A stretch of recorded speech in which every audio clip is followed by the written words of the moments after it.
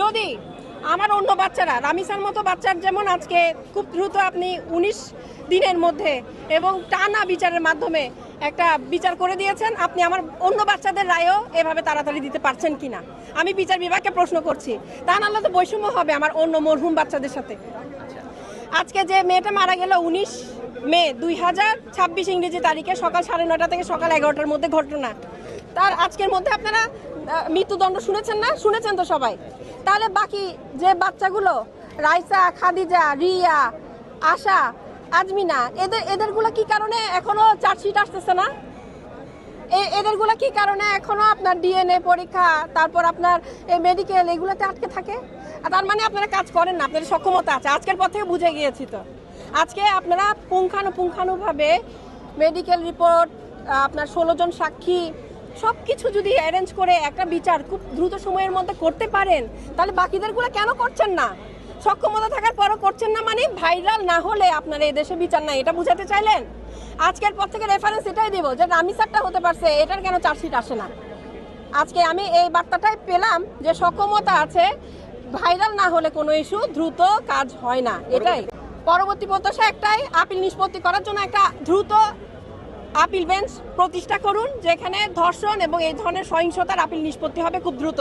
কারণ আমরা জানি এখান থেকে যে রায়টা হয় এরপরে আপিলে গিয়ে ওইটা আটকে যায়, কারণ আপিল বেঞ্চ একটা। এখন আপনি যদি সেপারেট একটা ইন্ডিভিজুয়াল আপিল বেঞ্চ প্রতিষ্ঠা করতে না পারেন, তাহলে তো আপনার এই ধরনের মামলাগুলোর আপিল নিষ্পত্তি হতে বছরের পর বছর কালক্ষেপণ হবে। এটা বাবা মা এবং ভুক্তভোগীদের জন্য একটা হয়রানি, আর কিছু না। সেজন্য আমি যারা কর্তৃপক্ষ এবং আমি সরকারের কাছে বিনীতভাবে প্রার্থনা করব, সব কিছু তো করছেন, রাস্তাঘাট, এই কৃষক কার্ড, এই ফ্যামিলি কার্ড, কত কিছু করছেন না?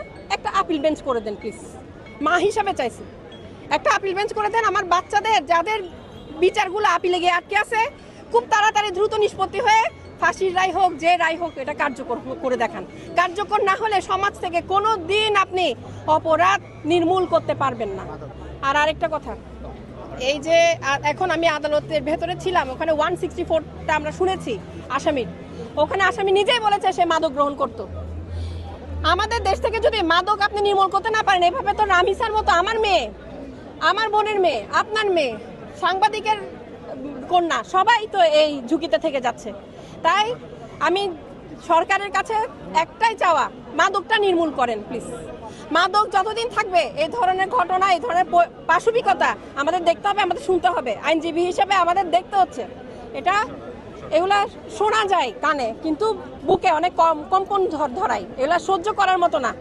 রামিসার যে খণ্ডিত লাশ, এটার যে আমরা বর্ণনা পেয়েছি, এগুলো কোনো মা শুনতে পারে কিনা আমি জানি না, আমাদের অনেক কষ্ট হয়েছে।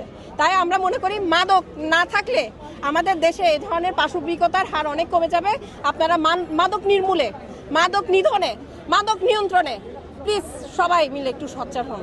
সরকার থেকে এই ধরনের একটা পদক্ষেপ চাচ্ছি, কারণ অ্যাসিড সন্ত্রাস যখন বন্ধ করতে পেরেছেন, ধর্ষণের বিষয়টাও আপনাদের ক্যাপাবিলিটির ভিতর আছে।